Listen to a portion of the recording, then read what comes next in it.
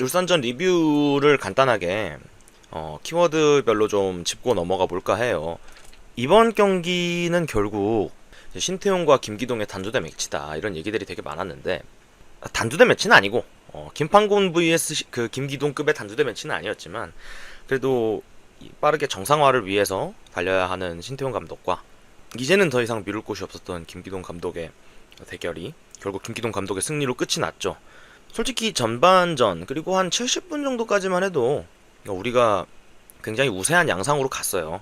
우세한 양상으로 갔는데, 이게 결국 마지막에 한 80분쯤 넘어가면서부터 우리가 극한으로 수비를 하고, 그리고 뭔가 상대한테 이 크로스를 되게 쉽게 허용하는 대신 박스 안쪽을 밀집해서 막는 방식을 택해가지고 보는 사람 입장에서는 굉장히 이제 소위 말해서 좀 쫄리게 만들었던 그런 좀 경기이긴 했어요, 솔직히. 그럼에도 이겼으니 그만이다.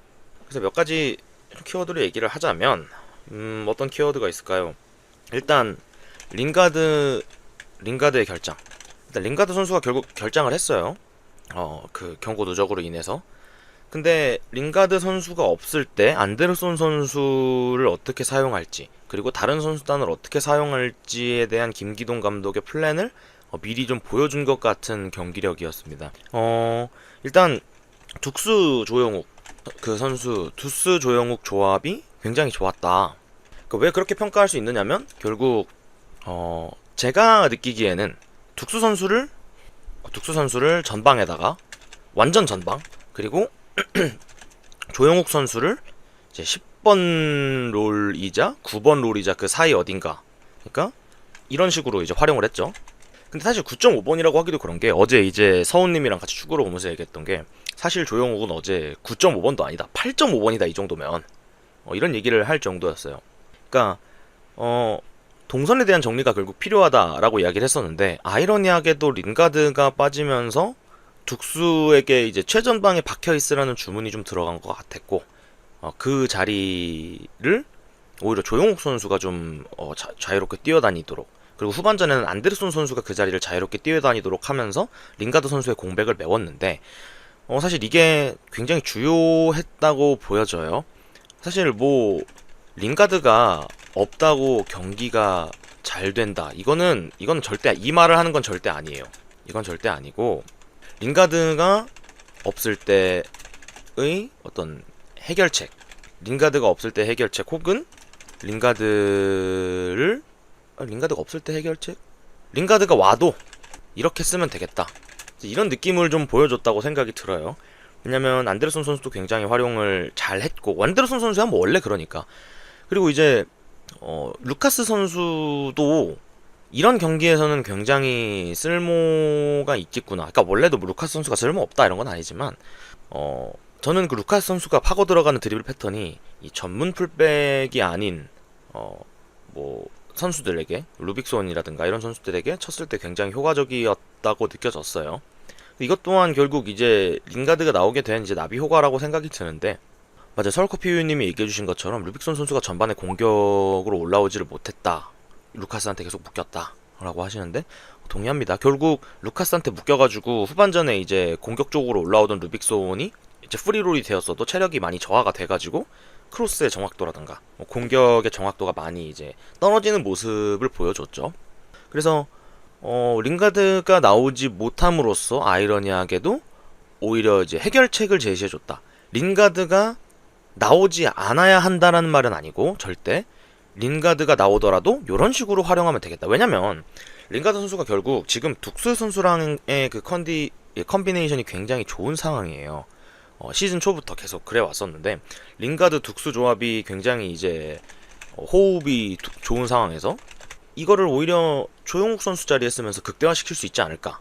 물론 조용욱 선수는 이제 골까지, 아주 헤더골까지 멋있게 넣어줬지만, 뭐 링가드 선수는 헤더골이 아니더라도 뭐 온더볼로서 또 좋은 장면들을 최근에 만들어줬기 때문에, 슈팅으로서 충분히 링가드를 어떻게 활용하면 될지에 대한 어떤 동선 정리가 1차적으로 한번 좀 된 거 아니냐 라는 그런 좀 생각이 들어요.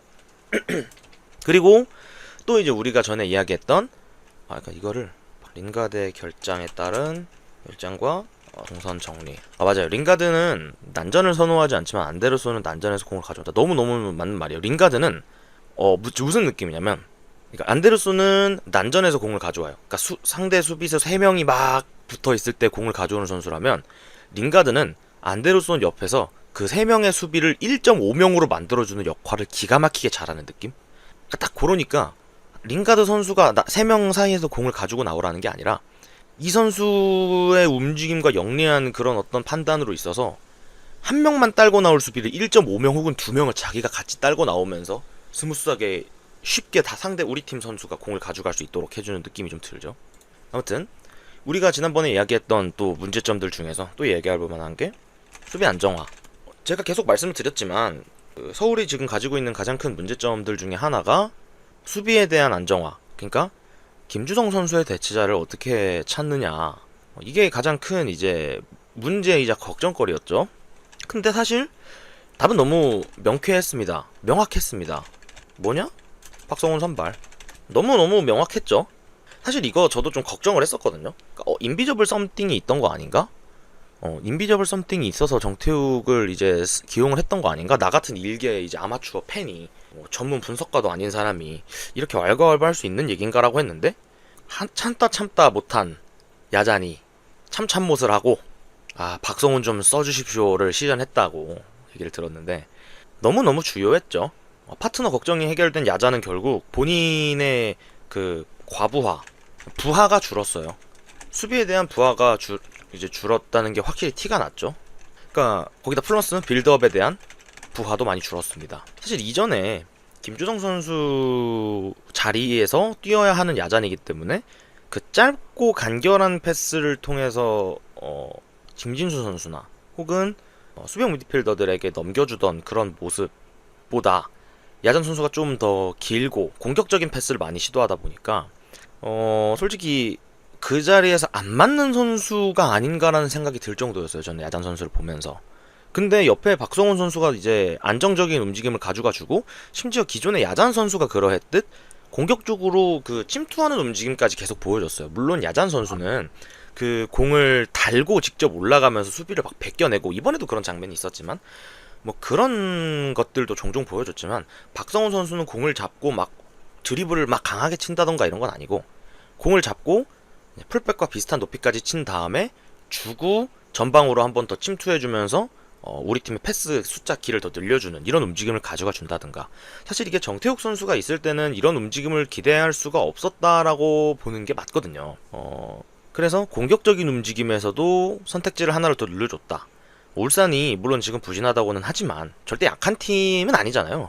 이제 멤버들도 그렇고. 근데도 울산 상대로 너무너무 그런 좋은 퍼포먼스를 보여줬다. 그렇게 함으로써 결국 박수일 선수가 결장해서 이번에 나온 최준 선수도 굉장히 좋은 폼을 보여줬죠. 제가 말씀을 드렸던 게 그 우풀백의 사용도가 애매해진다. 이게 이제 굉장히 컸었는데 이것도 바로 해결이 됐습니다. 왜냐면 그림판을 좀 켜볼까요? 이제 우리 팀 사각형이 이렇게 있다고 칩시다. 우리 팀 선수들이 이렇게 자리를 잡고 있죠. 그래서 왼쪽에 김진수, 가운데 야잔, 오른쪽에 정태욱 선수가 자리를 잡았을 때 이쪽 자리를 루카스 선수가 자리를 잡아서 아래 위를 전부 다 도맡아서 수비와 공격을 많이 가담해주는 사실상 풀백이자 윙백 같은 역할을 많이 수행을 해주고 있는 상황이었고 이 자리에 있는 박수일 선수라든가 혹은 최준 선수도 마찬가지로 여기서 이런 모습들을 많이 보여줬었죠. 근데 우리가 걱정하는 것이 무엇냐면은 결국 이 자리에 있는 정태욱 선수가 오르락 내리락 하는 거에 있어서 좀 판단이 느리고 혹은 본인이 이제 경기 감각 및 자신감 하락으로 인해서 자꾸 뒤로 무르는 수비를 한다거나 그것도 심지어 타이밍이 좀 맞지 않아서 좀 넘겨주게 된다던가 하면은 자연스럽게 수비 라인도 자연스럽게 수비 라인도 좀 불안하게 되고 이쪽에 있는 이 풀백, 오른쪽 풀백도 본인이 수비해야 하는 수비 커버 범위가 더 넓어지고 공격에 대한 자유도도 전부 다 조금 떨어지게 되는 그런 상황이 발생을 하고 그렇게 되면서 박수일 선수가 가면 갈수록 폼이 하락하고 있었다. 초반에 비해서 박수일 선수가 전역하고 돌아왔을 때 초반에 비해서 정태욱 선수가 이제 합류하고 난 다음에서 너무 아쉬운 모습을 계속 보여주고 있었다. 이것은 박수일 선수 개인의 폼의 문제가 아니라 사실 전술에 어떻게 보면 희생된 것이 아니냐라는 얘기가 좀 있었거든요. 저도 그렇고 이제 정 교수님도 그렇고 똑같은 얘기를 했었어요. 근데 이 자리에 박성훈 선수가 들어오게 되면서 결국 박성훈 선수가 사실 여기를 되게 잘 커버를 해줬죠. 그러니까 결국 저는 경기를 보면서 쓸데없는 군더더기 없는, 그러니까 쓸데없는 수비 위치 선정을 한 적을 못 느꼈어요. 물론 뭐 헤딩 위치를 잘못 잡아가지고 공이 넘어가거나 한 적은 있었는데 뭐 그런 경우는 경기력 문제라고 저는 생각을 좀 하고, 그게 아니라 누구를 내가 마킹을 해야 될지, 크로스가 올라오기 전에 어떤 공간을 막아줘야 하는지, 내가 어떤 길목에 서야 상대가 불편함을 느낄지를 뭐 너무 잘 알고 있는, 우리가 익히 알고 있던 작년의 박성훈의 모습을 오늘도 그대로 봤다. 심지어 빅맨도 없는 상황이었기 때문에 저는 빅맨이 있었더라도 결국 박성훈 선수를 쓰는 게 맞았겠구나 하는 생각을 해요. 왜냐면 말컹이 있었다고 하더라도 말컹은 자연재해니까, 박성훈이 아니라 정태욱이었어도 먹혔을 테니까. 그래서 오늘 이 박성훈 선수가 이 자리에 나옴으로써 우풀백의 활용도도 높아졌고 결국 최준 선수가 골까지 기록을 했다. 굉장히 높은 위치까지 올라가면서 자주자주 크로스를 하기도 했고 좋은 모습을 보여줬죠. 이런 게 이제 전술적인 포인트로 나타나는 거죠. 선수의 개인 폼마저도. 그래서 이렇게 되면서 김진수 선수가 또 미친 듯한 공격 포인트를 기록할 정도로, 그래 김진수 선수 얘기도 하고 넘어갑시다. 사실 이번 경기에서 저는 가장 수훈 선수가 누구냐 하면은 김진수 선수라고 생각해요. 왜냐면 물론 지금 제가 지금 김진수 마킹 유니폼 입고 있어서 그런 김진수 선수가 수비적인 면에서도 좋은 모습을 보였고, 물론 시즌 초반에 보이던 그 정말 막강한 수비 퍼포먼스까지는 아니라고 생각을 해요 지금. 그렇지만 지금도 매우 준수하다. 리그 어떤 풀백을 가져다 놔도 김진수 선수 정도의 수비력을 보여줄 수 있는 선수가 드물다. 심지어 지금 이제 어쨌든 울산 같은 경우만 봐도 전문적인 풀백이 거의 없는 상황이죠. 근데 우리는 김진수 선수가 수비력을 가져가 주면서 심지어 공격력까지 리그 최상급의 모습을 지금 보여주고 있어요. 거의 그 멱살 잡고 전북을 이제 이끌어주던 그 김진수 선수의 모습을 다시 보고 있는 느낌이에요. 이번에 어시스트 2개를 기록했죠. 근데 그 2개의 크로스가 전부 다 킥의 탄도가 아름다웠습니다. 킥의 탄도가 너무너무 좋고 이뻤어요. 그래서 그 킥을 보면서 내가 알던 김진수는 이런 선수였지. 그 끄집어 라인 밖으로 나가는 공 이제 탄도 높게 부웅 뛰어가지고 그 크로스 올리던 그거 월드컵에서도 봤었던 적이 있었고요. 심지어 우리가 또 전북에 있을 때도 그런 모습을 종종 보여줬는데, 그 이제 시그니처였던 그런 높은 탄도의 크로스를 성공시키는가 하면은 그냥 그 조용욱 선수의 골을 이제 도울 때도 정말 그 궤적 아니면은 들어갈 수 없는 궤적이었는데 조용욱 선수를 위해서 딱 그 자리로 딱 쏴주는, 조용욱이 가장 좋아하는 위치로 쏴주는 그런 킥을 보여줬죠. 사실 많이 걱정했어요. 왜냐면 김진훈 선수가 지금 이제 27라운드를 지나는 시점에서 부상을 당하는 게 아닌가. 파컵 결승 1차전 맞아요. 그런 느낌이었죠. 골이 딱. 물론 그 결승 때는 이제 김진수가 이제 상대에 있었지만, 그러니까 결국 저는 걱정을 많이 했었던 게, 김진수 선수는 어쨌든 시즌을 풀로 전부 치르지 못하는 선수라는 꼬리표가 분명히 있었거든요. 그러니까 퇴장이 됐던, 경고 누적이 됐던, 혹은 본인의 부상이 됐던, 항상 뭐 한 30경기 뛰면은 많이 뛰었다라고 얘기를 듣는 선수였는데, 심지어 지난 시즌에 20경기밖에 못 뛰었으니까요. 20경기 좀 안 되게 뛰었나? 시즌 절반밖에 못 뛰었으니까요. 근데 이번 시즌 지금으로 봤을 때 솔직히 시즌 처음 시작할 때보다는 신체적인 퍼포먼스가 좀 떨어져 보이긴 해요. 왜냐면 거의 혹사를 당하고 있잖아요. 지금 거의 전경기 풀타임급이에요 지금. 그렇기 때문에 분명히 제칠 수밖에 없다. 하지만 수비에 있어서도 김진수 선수 특유의 그 악바리로 막 달려드는, 물론 그게 심지어 이제 우리가 흔히 얘기하는 인성질로 연결되지도 않으면서 팀을 너무 잘 이끌어주고 있다는, 그러니까 경기장 내에서 그 선수가 솔선수범함으로써 너무 잘 보여주고 있다. 그래서 너무너무 고마울 따름입니다. 김진 선수가 오늘 계속 지난번 경기 때 울산전 때 계속 누웠었죠. 혹시라도 다치면 어떡하나 진짜 사방에서 너무 많이 걱정했거든요. 진수형, 우리 형 없으면 진짜 큰일 나. 진짜 절대 안 돼. 형 없으면 진짜 안 돼. 지금 우리 상황이 그래요. 너무너무 사랑받을 질만 골라서 하시는 것 같아요. 축구도 잘하시는데. 사실 서울 팬들은 축구만 잘해도 사랑해주는데 그 외에 인스타에 올리는 어떤 행보라든가 항상 군더더기한 말 없이 감사합니다. 항상 고맙습니다. 건빠라트. 이런 것도 너무너무 감사하고 오래 온 선수가 사실 우리가 다 물음표로 받아들이고 있었던 건 사실이잖아요. 시즌 처음 시작할 때. 김진수 선수 우리 팀 온다고 했을 때 야 왜 와 했던 사람 한둘 아니지 않습니까? 솔직히 저조차도 그랬고요.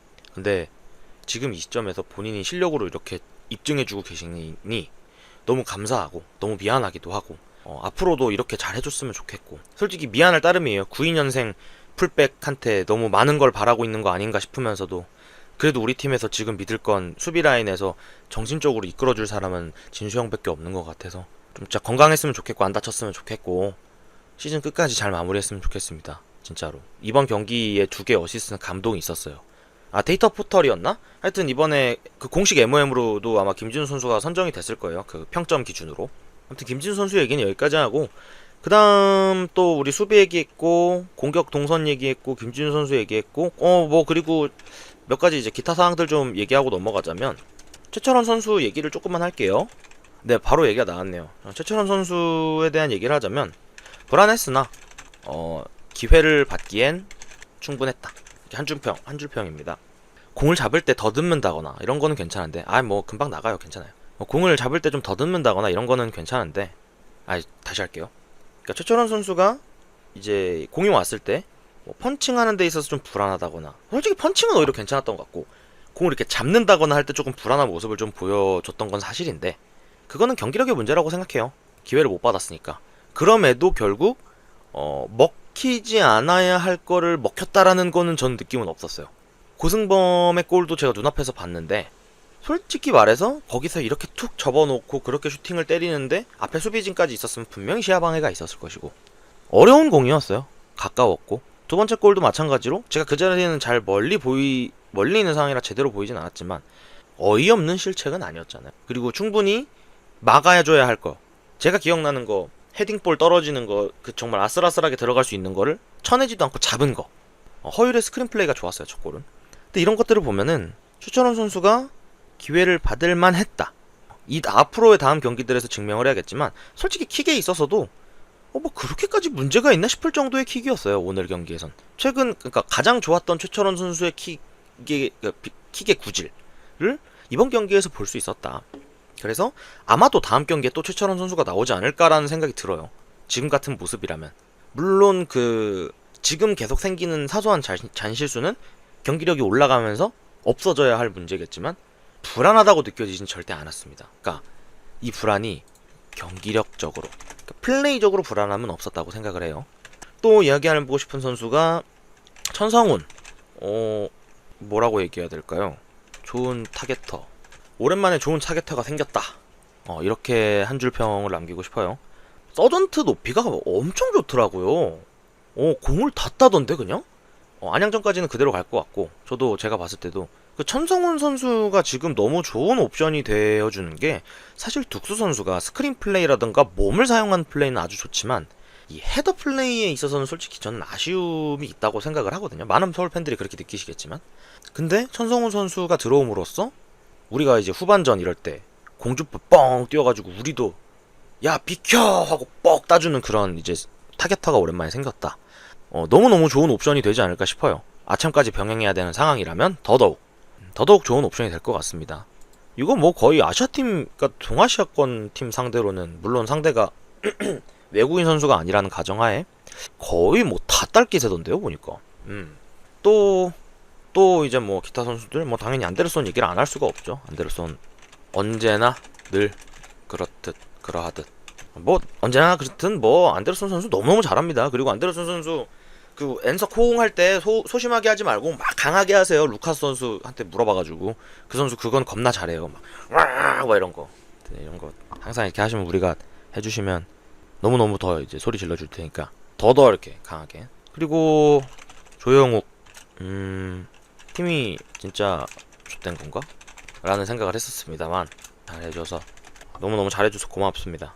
영욱이 형 진짜로 너무 잘해줘서 고맙고 더더욱 영욱이 형이 아니지 나한텐 조영욱 선수 솔직히 시즌 초반에 못할 때는 너무너무 답답했던 게 사실인데, 지금은 정말 조영욱 활용도를 잘 찾고 있는 것 같아요. 윙에서도 그렇고 전방에서도 그렇고 조영욱 선수한테 뭔가 포스트 플레이가 아니라 다른 그 아래의 자리에서 이제 뛰게 하면서 좋은 모습을 보여주게 하는 그런 딱 그 자리를 찾아준 느낌이라서 너무너무 잘해주고 있어서 고맙다. 증명해주고 있는 것 같아서 너무너무 기쁘고 고맙습니다. 황도윤, 하대성이 보인다.